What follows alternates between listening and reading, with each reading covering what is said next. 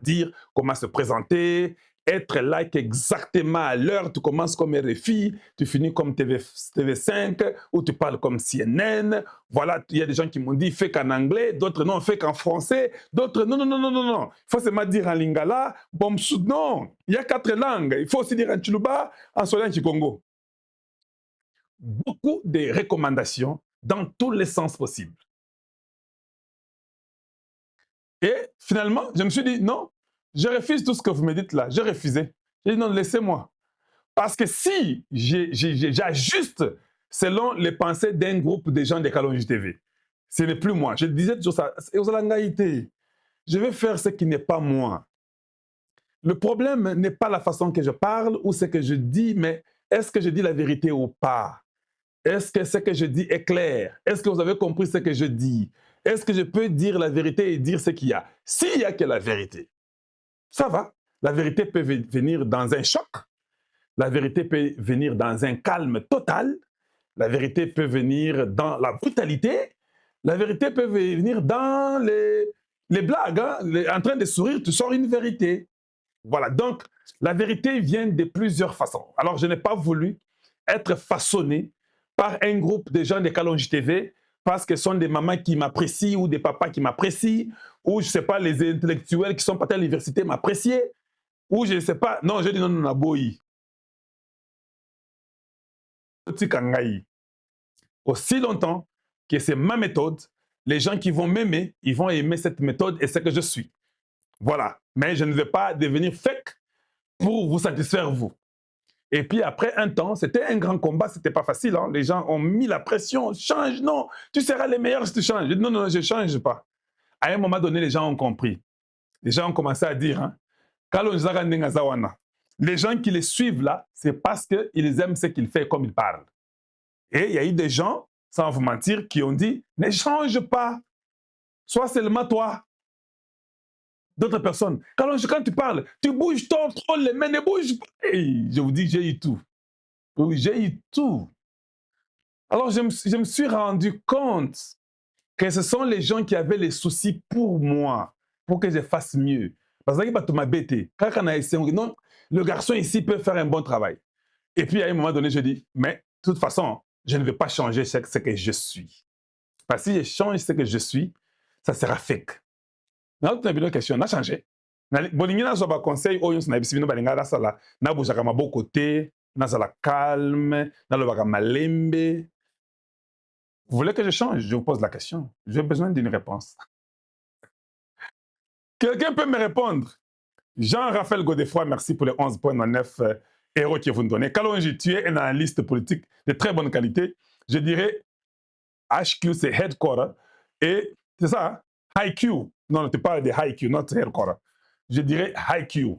Et tu es même bien mieux que les gens du métier. Alors, papa, toi, continue seulement. Tu t'es bonifié avec le temps. Voilà, donc, mais je pose la question, vous voulez que je change ou pas? Ah, Pelantin dit, nous vous aimons comme ça. Sourire dit, non, ne change pas, non, ne change pas. Ça, c'est Lala Gaston. Voilà, merci beaucoup. Je suis très content. C'est vrai, je ne vais pas changer, mais je dirai toujours la vérité. Ça, je peux vous le garantir.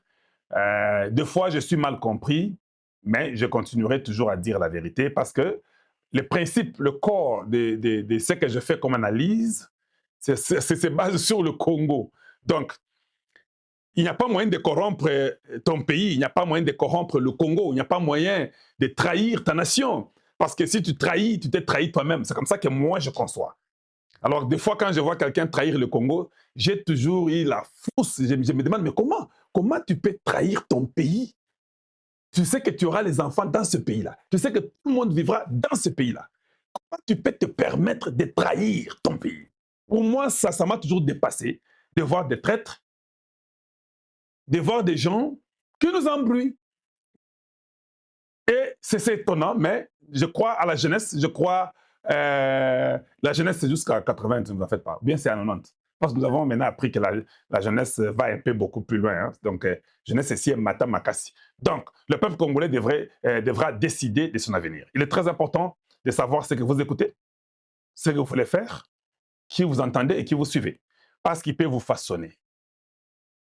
Autre chose, autre chose. Nakota la mingi te na mozindo ya masolo ya biso poko lelo. Autre chose,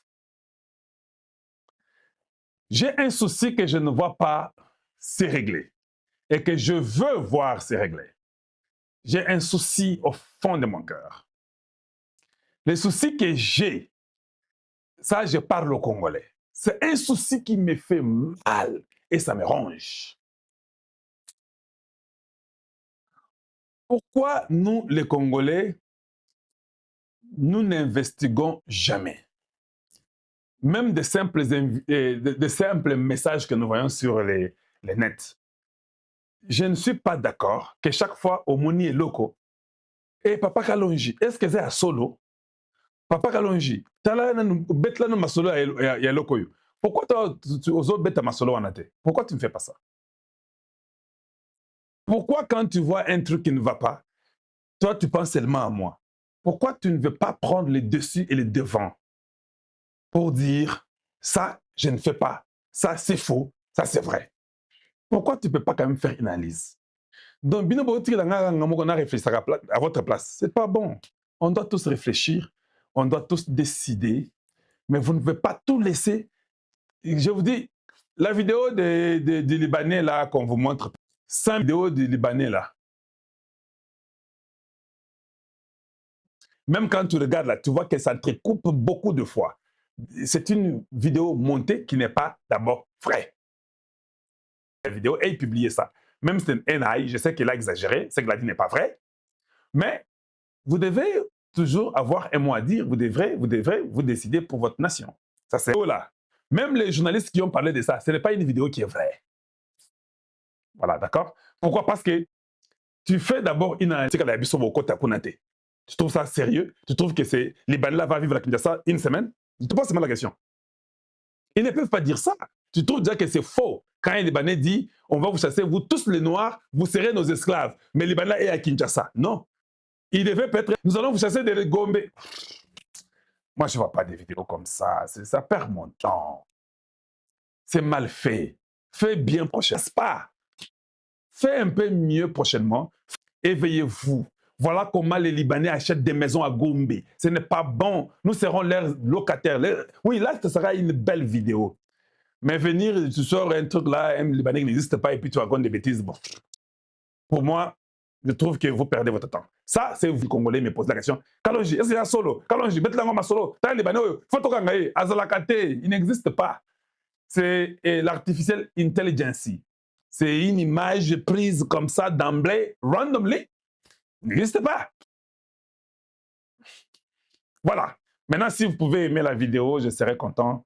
Si vous pouvez la partager, je serai content.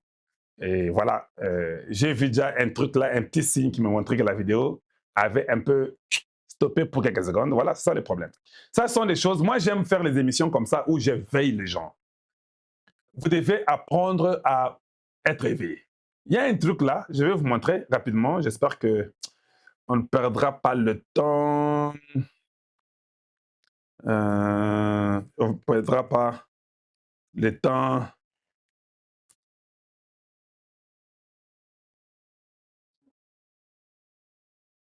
Quelque chose là-bas.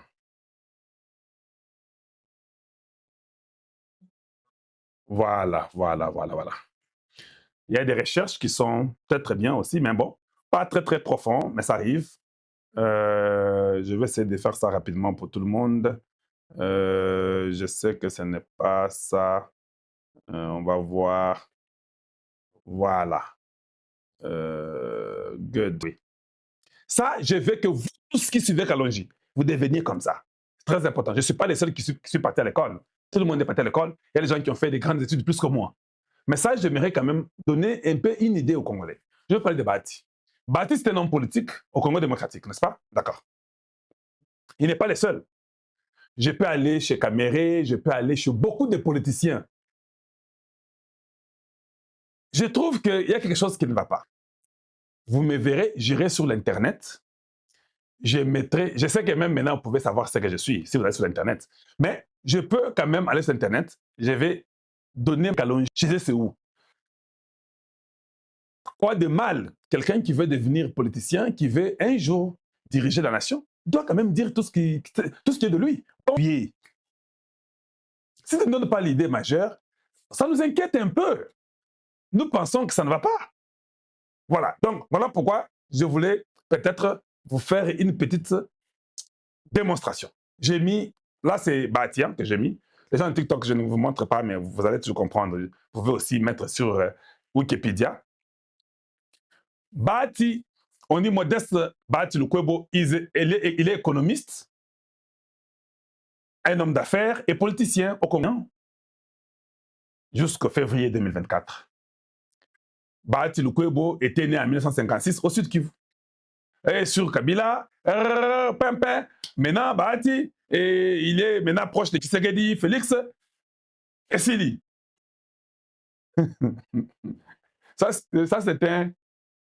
c'est la biographie d'un homme politique du Congo. Bonjour ma papa, bonjour ma maman, bonjour na internaute Nabiso, surtout bino, abonné fidèle ya Dr News.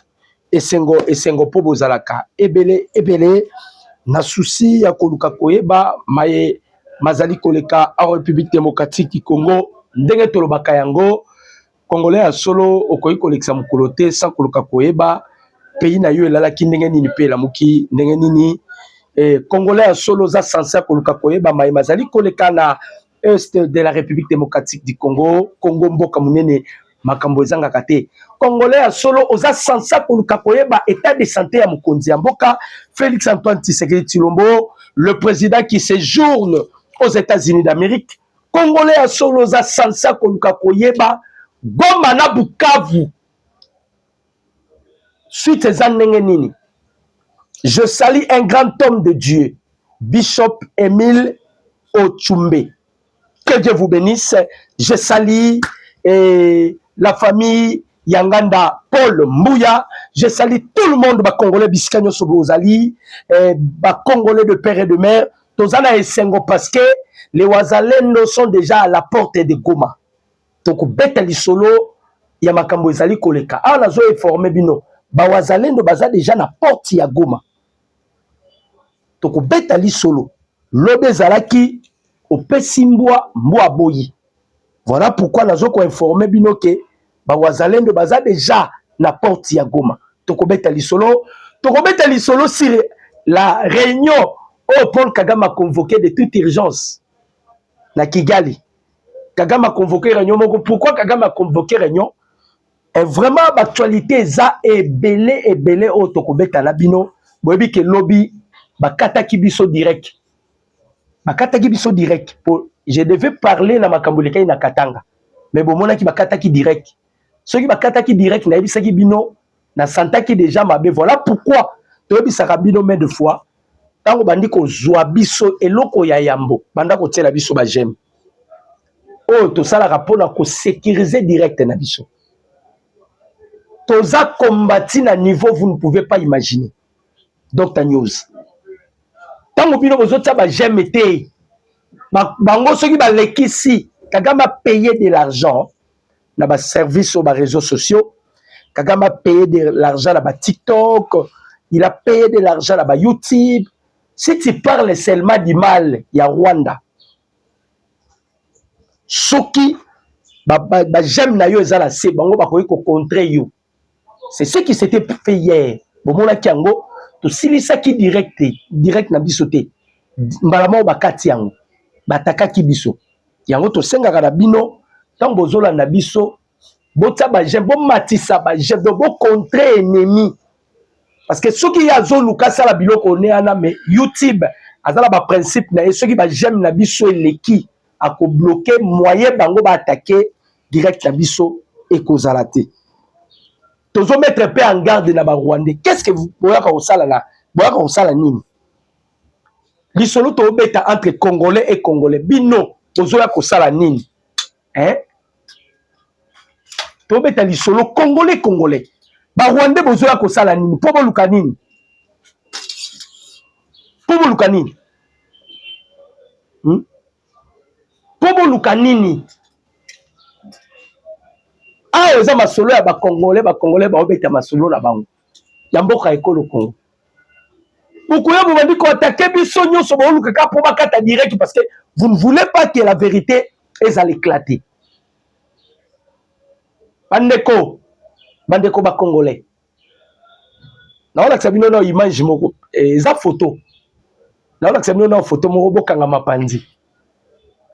Na on sabino photo moko et puis nous allons parler maintenant sur l'actualité. Avant on a sabino photo quand même photo tangati makambo to betali solo. Makambo to betali solo photo tangati.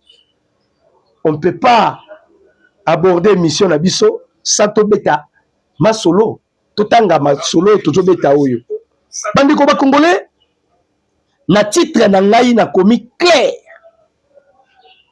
parce que biso obeta rande auto komaka na lobi décision ekoyi Kagame a convoqué réunion na Kigali 5000 prisonniers libérés Chine na Kabila piège voilà un peu makamto sola na bini 5000 prisonniers yango o ba libéré baza banani bokoyeba yango na émission Kagame a convoqué réunion nini bokoyeba yango na émission oyo Chine na Kabila basali nini bokoyeba yango na émission décision nini ekweyi bokoyeba yango na émission boye mes vidéos bo commenter bo partager ainsi na ebisi bino to sécuriser direct na biso na ba j'aime na biso po banguna bakota te na bandi na lisolo na ebisi bino ya photo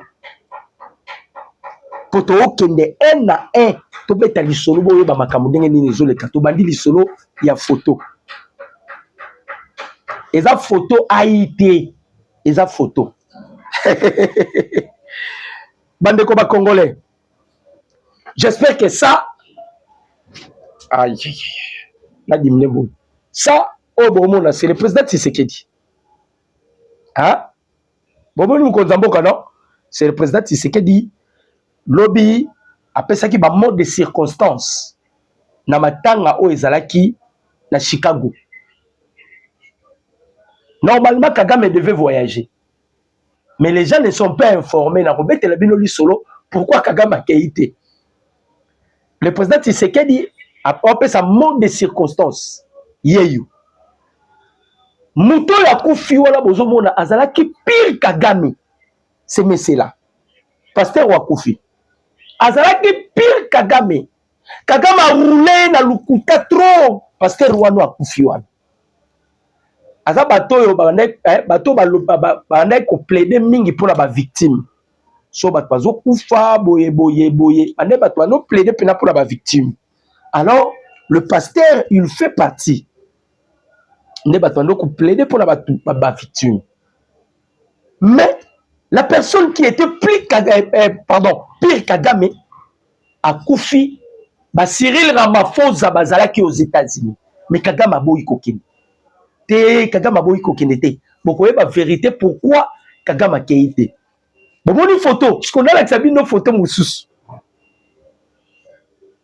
j'espère que bon mona bon Kagame azotala président Tshisekedi tango sala discours yeyo Kagame yewana bomonye azotala mukonza mboka ndenge azosala discours ah Paul Kagame yeyo akomi kotala Tshisekedi na majimel boyebi ke Kagame auti kosenga récemment awa asengaki récemment awa Tshisekedi a accordé les audiences bakutana na président Tshisekedi. Le président Tshisekedi a dit Kagame yoza muto respectera ba parole na ote. Donc on respecte ba parole na ote, c'est inutile ngana to kutana to solo. Et puis to ko négocier ngana onini. Négociation oyo sengeli ngai na oto sala. Banana ko zwa batu na yo, bimisa bango libongo libanda ya Congo. Ça c'est négociation l'équipe ba négociation nyos. Si réellement tu veux que ngai na yo Kagame to solo. Banda ko zwa non batu na yo Kagame, bimisa bango libanda ya Congo. Alors Kagame yeyo aluki Tshisekedi à la fin de compte Kagame yoko mona sko Tshisekedi. Maintenant Kagame se pose la question. Congo biso to enteraki to s'attendait que Congo ekoyi kotelema boyi. Mais Tshisekedi akomi na niveau ya kobimisa Congo na auberge ndenge nini. Tokangaki Congo en otage. Na ba commentaire balobi boye. Le président Tshisekedi est le nouveau venu en ville, ramenant les noms congolais au monde également connu sous le nom de nouveaux Mobutu. Les leaders préférés de Washington, l'homme qui a mis Paul Kagame à genoux lors du funérail de Jesse Jackson à Chicago, aux États-Unis d'Amérique. Or que les sources ici, Kagame va primer qui est visa. Kagame devait voyager, mais bon, il peut ça y est visa. Donc, ils ont interdit à Kagame de ne plus piétiner les États-Unis d'Amérique. Ce qu'on doit éviter. Est-ce que... Apparemment, c'est l'armée rwandaise qui a été sanctionnée par les États-Unis d'Amérique. So bon on a auto kabolimbisa parce qu'il n'y a pas de courant. La bosse na gipe na kotimba ngumba pour la faire information, papier mouchoir pesate. Bolimbisa vraiment papa avec tout le respect que je vous dois. Ya bomoni na auto ka. Donc zebinoté to et déranger binoté. C'est tout à fait normal, courant ezate. La bosse na ko somba papier pour na oyambangu pour vous donner des informations. Peut-être bandeko baza na régie bakoyi ko sunga basombela ngai nini. Normalement, Congolais, apparemment, c'est l'armée rwandaise qui a été sanctionnée avec ses responsables. Ok, l'armée rwandaise les a sanctionnée, on a inclus aussi Paul Kagame parce que c'est lui le commandant suprême de l'armée rwandaise. Donc, l'armée rwandaise les a sanctionnés, Kagame, toi, lui aussi, il est sanctionné. Kagame aussi est sanctionné. N'enge armée rwandaise et ça sanctionné Kagame parce que Bapime lié visa. Voilà pourquoi vous avez vu Kagame azota Tshisekedi na image on Alexis Bino azota la discours à Tshisekedi Kagame avant d'azota Tshisekedi. Ah, mais c'est que j'avais insulté vendeur de pizza. C'est ce que j'avais insulté qui n'a pas étudié. Mais quelqu'un qui vendait des pizzas, quelqu'un qui n'a pas étudié, n'est-ce pas na tanga maelebo.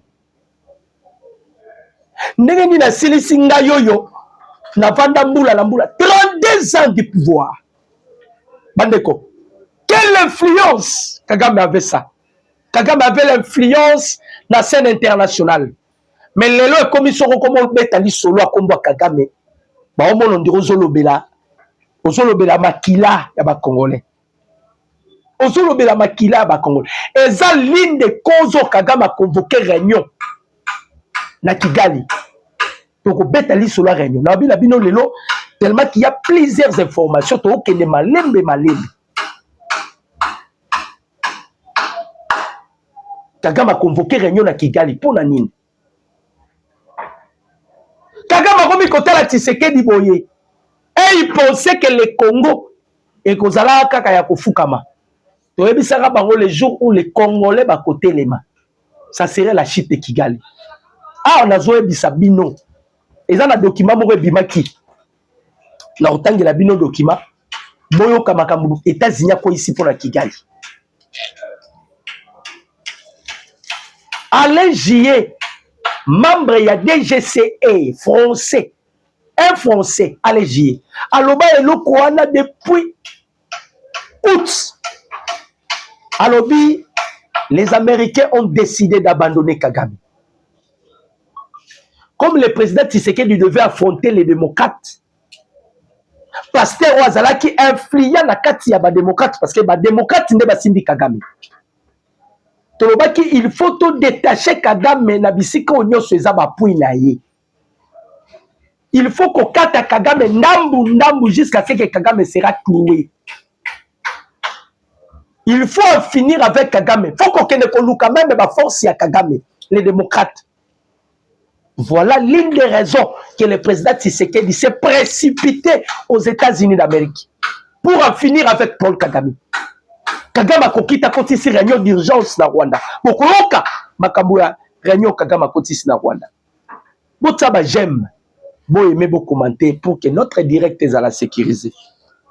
Oh, Penano s'abonner à TV, vous abonnez massivement pour que vous allez informer au temps réel.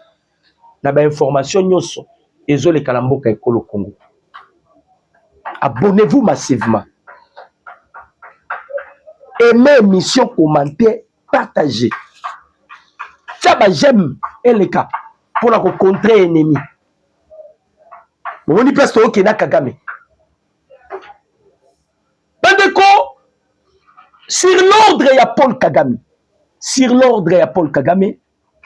Kagame a décidé Tobimisa 5000 prisonniers. J'espère qu'il y a l'obéli yango na titre.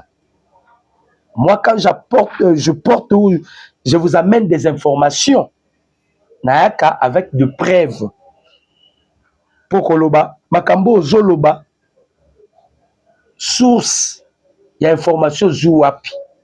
Dans la Sabino, 5000 prisonniers au Kagame a si ordre, va libérer. En voici les images. Bino Morobotala.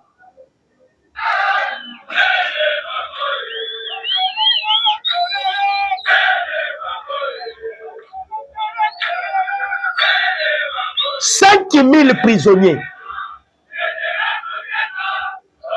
Regardez bien, il y a Makenga. Na rozonga pona expliquer bino.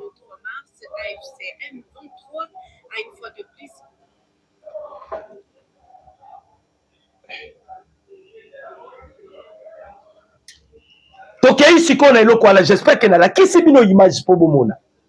Balobi après que la pression continue. Pardon, alors que la pression continue de s'intensifier sur les M23 et les soldats rwandais, ils ont décidé de libérer 5000 soldats qu'ils avaient capturés. Cela montre que le Rwanda commence à céder à la pression occidentale. Un an après le début de la guerre, les sanctions frappent directement. Et il devient clair que Paul Kagame et les forces rwandaises peinent à tenir. Pour réfléchir Nabino ensemble. Bandeko ba Congolais. Ngala lingaka to pesi boye, to approfondir maintenant les analyses. Selon mes analyses et des sources d'informations na Zalango. Bato bakanga na Goma, bato bakanga na Bukavu, Kagame boma bango. Les 5000 prisonniers oyo libérés à ba Congolais ba liba zongi c'est la biso ba outi wapi. C'est ça la question. Na lobi bo tsaba j'aime, bo matsaba j'aime. Bo aimer bo commenter. Bato nyonso Kagame kanga na Goma, na Bukavu, à Boma. Maintenant les 5000 oyo ba ko présenter biso ba outi wapi. Tozonga na kala. Oyo ava kufa oyo Willy Ngoma a présenté ki biso 7532 commandos na bango. Bakenda ki wapi? To bakenda wapi? Bien qu'ils ont été frappés, ndenge toyebi sarabino to nyokoli Rwanda na des sites oto sali ke to paralyser Rwanda. Oyo Kagame suki na mayeli eza Kalundu na Rubaya. Oyo moni ebomi Kagame. Mais les 5000 prisonniers que Kagame a bimi c'est libiso. Tout réfléchir. Je demanderai aussi au gouvernement congolais. Boke bana sentiment. Moni bitubo tozanango. Soki Kagame a la difficulté les loyo. Oyo ba wazalendo baza déjà la porte ya Goma pour votre information. Tokobeta li solo na suka. Tokobeta li solo makamba Goma. Et à la village moko to récupérer donc c'est fini. Tout le monde a déjà Goma. Tout le monde a lobby. Mais, difficulté Kagame a yango parce que tous les officiers supérieurs, au bazalaki nangambo na biso, au bazalaki à connivence avec Kigali, tokanga kibango. C'est ce qui fait que la force du Rwanda ou la force de l'armée rwandaise, ezalaki na soubassement ya infiltration. Ça prouve que sans l'infiltration, les Rwandais ne peuvent pas se tenir devant la République démocratique du Congo. Alors, le Paul Kagame s'est bâti pour la Konuka, cahier des charges à M23. et à la respecter. Au sein des cahiers des charges à M23, on parle de mixage et de brassage. Alvin Johnson, le conseiller de Donald Trump, alobaki, il n'y aura pas de mixage et brassage. Or, si on peut tomber dans le mixage et brassage, pour écarter Kigali et le Rwanda pour toujours, pour écarter l'infiltration pour toujours, il faut bloquer plat et mixage et brassage. Voilà pourquoi Tshisekedi alobaki a CDT. Mais les 5000 prisonniers au Babini Selibiso na Laxibino na Imanjoyo, où est Zakou ya Rwanda te? Bandeko 5000, tout ya mbabango kakaboy. Non. Gouvernement congolais bokeba. Wana ya ba congolais te. Wana eza poka oyo kaka penza yombo. Le Rwanda veut nous piéger. Kagame zobunda sorti ke azongela kaka contrôle l'armée congolaise. Parce que de fait à Mounene Kagame Zuna Vinaye, lorsqu'il a perdu les radars, il y a Est et il y a République. Lorsqu'il a perdu les radars au sein de l'armée, de la force armée de la République démocratique du Congo. Kagame, il était fort, il était puissant pendant qu'il contrôlait l'armée. À ce qu'il contrôlait l'armée na aide Yanani, Christian Chiwewe, Tumba Biamunda, na Mireille, moi la bakanga qui na kaba Yadini. Azalaki l'avantage à contrôler l'armée na biso à l'aide ya Batouana. Siko Batouana ndenge bakangi, Kagame azali sous na contrôle l'armée. Voilà pourquoi Kagame va créer Abimi Selibiso 5 Rwandais, azolo qui sont des Congolais, sont pas des Congolais. Sont pas des Congolais. Si bokanga ki bango en otage, bo même on a Kigali. Bolo balanga te ke o lobi mabe, bazaba ko non, on doit réfléchir bande ko ba Congolais. Tokeba. Kagame est très malin. La zone c'est la rabino exemple mususu te ka ya Museveni. Soki Museveni azobanga kopesa Kagame mbote. À combien plus forte biso? Soki Museveni n'a plus confiance à Kagame, à combien plus forte la République démocratique du Congo? Kagame peut créer des choses. On dit pourquoi dans le babongo? Dans la sabino sous photo mususu bomona. Dans la sabino photo bomona. Et par là, bon peut ça la raison na eloko. To aimer vidéo, to commenter, to partager. Bah jamais mata pour na ko sécuriser direct na biso. Bah jamais mata. To matsa penza ba jamais. Bota la photo oyo. Léo to akala ba preuve à l'appui. Vous montrez une photo wana non? Vous allez voir Nanga, Bertrand Bissimoa, tous sont des acolytes ya Paul Kagame. Ah, la photo là la Sabino et ça la Gomate. C'est à Kigali. C'est à Kigali. Ils étaient devant Paul Kagame. Afrique intelligente na bimisiango. Na Kigali. Boyoka. Makamunine, c'est la réunion Paul Kagame a convoqué na Kigali. Pourquoi Kagame a convoqué la réunion là? Nabi Sibino na robete la bino. Boyeba pourquoi Kagame a convoqué la réunion là? Sikoyo, bande komangai, batoyo, va s'incliner devant Paul Kagame. Hein? Va s'incliner devant Kagame. Bato, ba sango, ba olo, bato dialoguer na bango. Ambongo, chole. Bobi bobando bimisabat nanzela, to zemno bobi bisabato. Batoyo. Nini leki na Kigali. Balobi, les dirigeants du M23 ont rencontré leur chef Paul Kagame au Rwanda, Mazaki na Rwanda, pour discuter de la manière dont ils peuvent se retirer du Congo, alors que les sanctions commencent à frapper directement. Dans le même temps, ils veulent conserver les soldats à Goma et à Bukavu. Ozoka, tellement penda ba sanction bandi koya ya mabe, semaine auto koti Union européenne pas au fond la série à ba sanction na Union européenne, semaine auto zobana. Azo fongola ba série à ba sanction na yi. Tellement que ba sanction bandi ko ya makasi. Kagame a convoqué bango nyonso na Rwanda. Na Nanga bango tout. bakendaki na Rwanda. Ce qui est plus grave, ndenga convoqué bango na Rwanda, il y a eu que l'absence de Sultani Makenga. Allez-y comprendre. Il y a eu que l'absence de Sultani Makenga. Je dis bien, allez-y comprendre. Où est passé Makenga?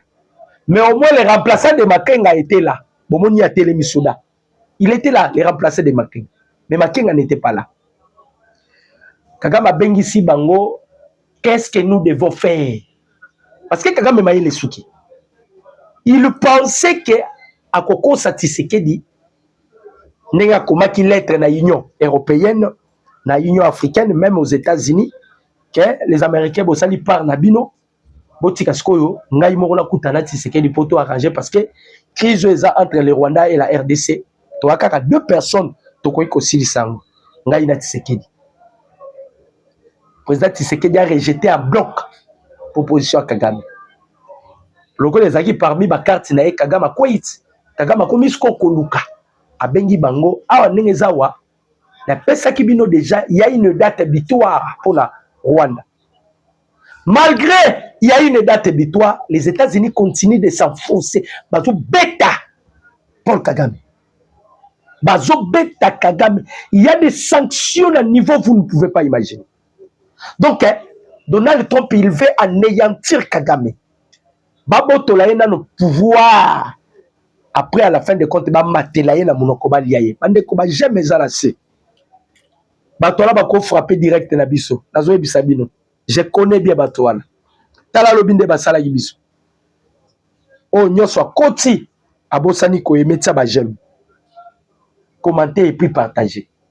Tomatisa ba j'aime pour que notre direct est à la sécuriser. Apegisi bango. Kagame.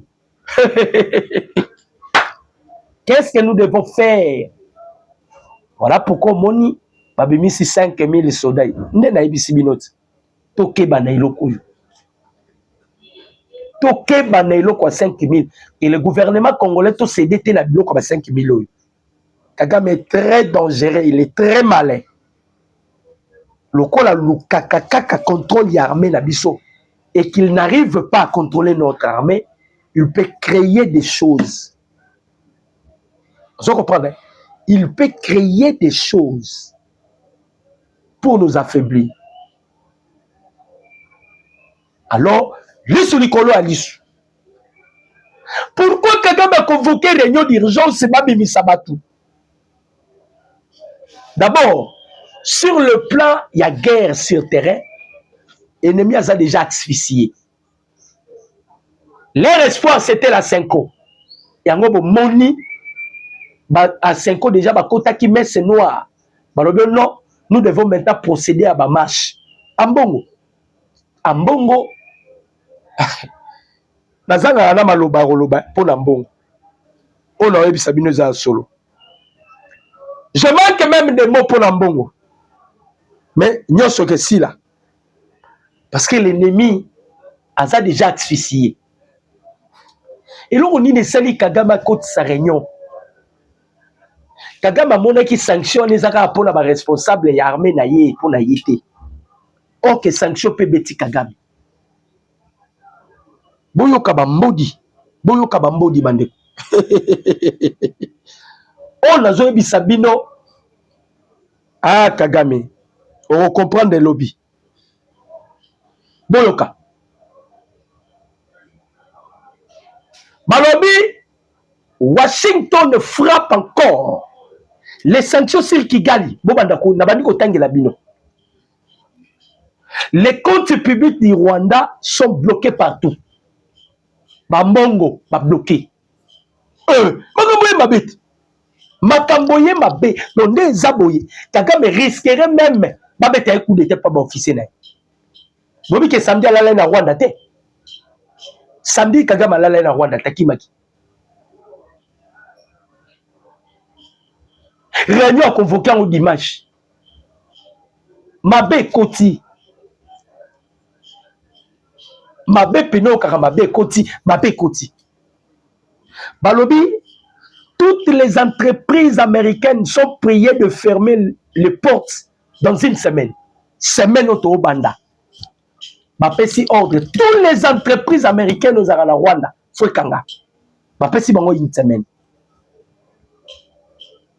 Les immigrants rwandais ne sont pas autorisés de piétiner sur le sol américain. Poyo Kababombe. Le Rwanda est retiré le Rwanda est retiré dans le FMI. Le Rwanda est interdit d'accéder à l'acquisition des armes. Le Rwanda est interdit à l'acquisition des armes.